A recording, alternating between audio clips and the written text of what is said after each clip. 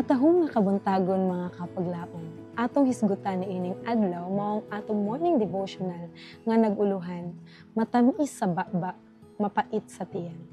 Ug ang atong teksto makita sa pinadayag Gis nga nag-ingon, ug gikuha ko ang gamayng basahon gikan sa kamot sa manulunda ug akong gikaon kini. Ug matamis kini sa akong baba, daw dugos. Apan sa gitulon ko na kini, ang akong tiyan mibati sa kapait. Ug daw unsa katamis, sa iyang pagsulat ni adtong Oktubre 6, sa adlaw nga iyang gidawat ang petsa sa Oktubre 22, nakaingon si Miller sa uluhan sa iyang sinulat sa The Midnight Cry sa Oktubre 12. Akong nakita ang usa ka himaya sa ikapitong bulan, nga wala pagayod nako kaniadto nakita. Bisan og gipakita ko sa Ginoo sa kasagarang hulagway sa ikapitong bulan, sa milabay nga usa ug tunga ka tuig sa sinulat sa Mayo 1843. Apan wala ko makaamgo sa kusog nga mga tipo. Salamat sa Ginoo o kalag ko. Bulan si igsuon snow, igsuon stores, ug ang uban pa sa ilang pagka-instrumento sa pag-abli sa akong mga mata. Doon nagayod ko sa puloy-anan, himaya, himaya, himaya. Akong nakita ang panahon nga husto. Puno kaayo ang akong kasing-kasing sa pagkaagi nga dili ako makasulat. Akong nakita nga husto pa kita. Tinuod ang pulong sa Dios, ug puno ang akong kalag sa kalipay. Puno ang akong kasing-kasing sa pagpasalamat sa Dios. O, naghandom ako nga unta makasinggit. Apan mosinggit ako kung muanhin na ang hari sa mga hari. Nagunahuna ako nga nadunggan ko ikaw nga nag-ingon. Panati ko na si Igsoon Miller karon. Sige lang, tawaga ako kung unsay makapahimuot kaninyo. Dili ko magsapayan ni ana. Muanhi si Kristo sa ikapitong bulan ug panalanginan kitang tanan. O pagkamahimayaon nga panguna-una. Unya, akong makita siya ug mahisama kaniya ug makauban kaniya sa kahangturan. Oo, hangtod sa kahangturan.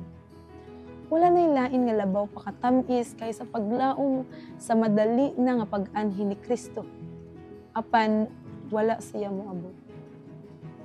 Ug pait ang kasagmuyo. Sa Oktubre 24, si Josiah Leach, ang pangulo sa Millerite, nagsulat kang Miller ug Himes gikan sa Philadelphia nga usa kini ka mangitngit nga adlaw dinhi. Nagkatibulaag ang mga karnero ug wala gihapon moabot ang Ginoo. Nagtaho si Hiram Edson nga ang atong labing gihandom nga mga paglaom ug mga pagpaabot nangabungkag ug usa ka espiritu sa paghilak midangat kanato nga wala pagayod nako masinati kaniadto. Daw ingon og ang pagkawala sa tanang yutan-ong mga higala walay ikatandi. Naghilak kami, nang hilak hangtod sa kadlawon. Isa ka batan-ong Millerite nga magwawali ginganlan og James White nagsulat nga ang kasagmuyo sa paglabay sa panahon, mao ang mapait. Ang matuod nga mga tumutuo naghatag sa tanan alang kang Kristo. Ug magpaambit sa iyang presensya, ingon nga wala pa mahitabo kaniadto. Ug ang gugma ni Hesus nagpuno sa matag usa ka kalag. Ug sa dili malitok nga handom nagampo sila. Umari ka, Ginoong Hesus, ug umanhi ka sa madali. Apan wala siya moabot. Ug karon mag-atubang na usab sa mga kabalaka ug mga kalisod sa kinabuhi, sa bug-os nga pagtan-aw sa mga pagtamay, nga pagsaway sa dili mga tumutuo, nga karon nangyam-id nga wala pagayod masinati sukad. Mao ang usa ka malilisa nga pagsulay sa pagtuo ug pailog. Ang pag-abli sa gamay nga basahon sa Daniel sa pagkatinuod matamis sa baba apan mapait sa tiyan. Mag-ampot ta mga kapaglaom. Among Ginoo nga balaan. Anian na usab kami ni ining takna sa kabuntagon. Nagaduol nga na kanimo. Tabangi kami Ginoo. Ayaw tuguti nga kaning gamay nga kaalam nga ania kanamo. Mag-lead ka namo or magdala ka namo sa kalaglagan. Kundi tuguti lamang nga kaning gamay nga kaalam nga ania kanamo sa pagkakaron.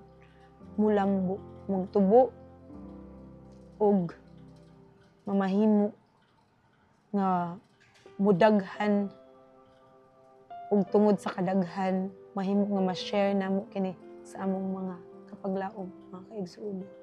Nabangi kami, ubani kami, giyahi kami tungod kay kung wala ka, wala kami. Kaning tanan among ginasang-at nganha sa among mangluluwas.